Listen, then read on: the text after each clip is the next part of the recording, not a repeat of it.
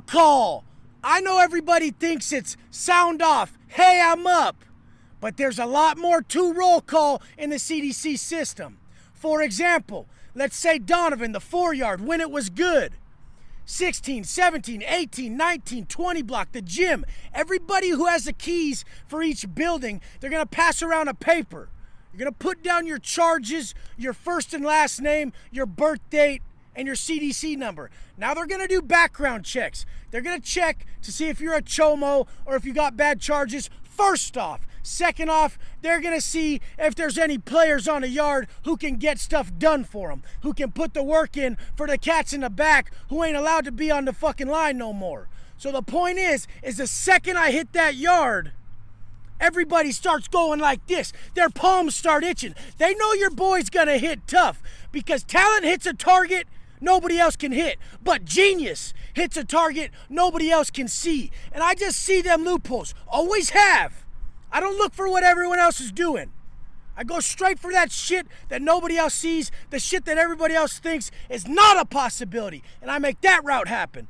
But anyways, the roll call is significant in the fact that I've seen it turn out so bad for someone that everyone thought was so solid, and the paperwork comes back so negative on them. This was one instance. The homeboy Bobby raised his hand for this from BCG, Butte County Gangsters.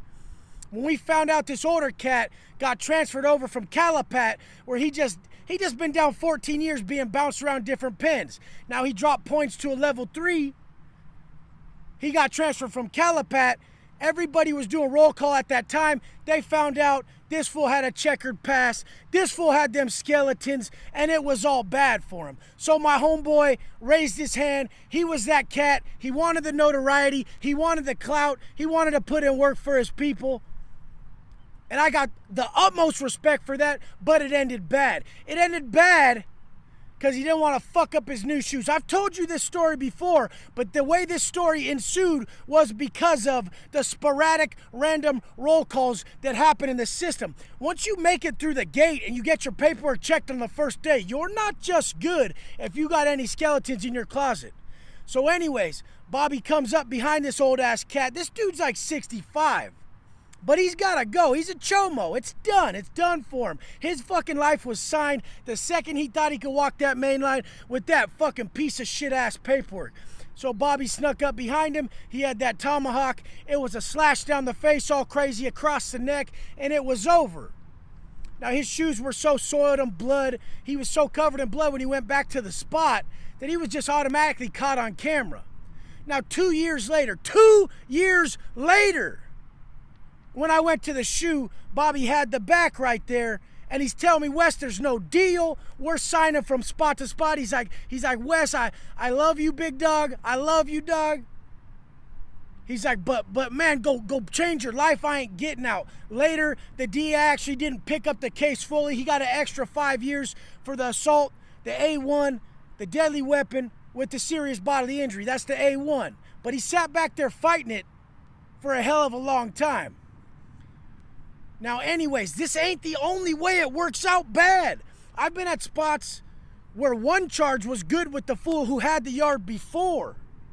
Now, someone new comes on, and they don't like the fool's charge. This happened to my old bunkie. He had a child endangerment charge for shooting someone in front of his kids. Now, the cat before, he heard the story out. He understood the story. So he was like, yeah, someone tried to rob me in front of my kids. I shot the dude in his stomach twice. The dude died. I got a child endangerment charge for discharging a firearm in front of my child. So this was child endangerment, which looks bad on paperwork. You have that charge on your paperwork, you're done. But the proper way to do it is to hear the details of it, like the person who had the yard before this cat. Now this new cat steps in, just sees the charge, and has the fool taken off the yard in a horrendous way very quickly. Now, there's certain people, when you have the keys, when you have the yard, when you're making the calls, you're not impervious to violence. If you make a bad call, you're done. So someone in that situation who's new, they're not going to risk it for this dude with the child endangerment charge. They're just going to have you taken off the yard. No one's going to question that. No one's going to do the extra background work Unless he goes to the back and he explains it and he has a big homie that'll speak for him. But he wasn't that cat. So it just got swept under the rug. Do I think it was a okay call? No, I don't. He was protecting his family. It ended in a child endangerment charge. This is the type of shit that happens. Should you discharge firearms in your child's presence? Probably fucking not. But if someone's trying to harm my family, I'm blasting them in their motherfucking throat, and that's the facts. That's just what's happening. I don't give a shit about my time at that case. I don't give a shit about my life in that case. You don't come after a man's family. Done. So I didn't respect the call. But the thing is, I'm not the person who has the yard at that time. I simply had the block. We had to go with it. This is how it works. Now, across the board, there's consistent drama with this, with the roll call. There's been bad calls. There's people who sporadically just do yard cleanup through roll calls to elevate themselves in the system. There's motherfuckers who do it to entertain themselves. Straight up. You're not dealing with people that are working with the full deck here. Another problem is the people who are checking paperwork, who are walking around with that roll call check with everybody's list on it, everyone's name on a list. Like I said at Donovan that time when they shut the water off, when I woke up and I go to flush the toilet, it wouldn't flush. I'm like, and then I'm like, oh fuck, and I took off running because I had the roll call list on me. I had everybody's name on the paper. I had the charges, everything like that. And so I had to hoop that shit. I had to make sure I got rid of that shit. What they found later was the codes. I didn't get the codes taken care of that I was checking the paperwork, but I got the paperwork up, so I was good. But I didn't get the codes up. So now when the goon squad saw the codes, now they're tripping on me. They're putting the black gloves on, pushing me up against the wall, saying, "Watson, what you got in your asshole?" And I said, basically, I got your mom's home number, and I'm gonna hit her up after we're done doing this booty hole check. So don't trip. I got you, big dog. But anyways, you don't wanna fuck with the gooners in that manner. And I always learned that the hard way. I got a big mouth. I always try to turn it into something it's not. I learned the hard way this time. Got thrown around a bit. Luckily, one of their homeboys, some different gooner stepped in, a white boy, and he's like, hey, leave Watson alone, like chill the fuck out, you know. I had a good reputation at the spot for being a leader. The best thing you can do to be a leader in this situation is to not manipulate. You gotta inspire. There's two ways to be a leader: through manipulation and inspiration. You need to learn which one you're doing. Are you inspiring people to be better, to create an asset, or are you manipulating people so that later they resent you and you create a liability?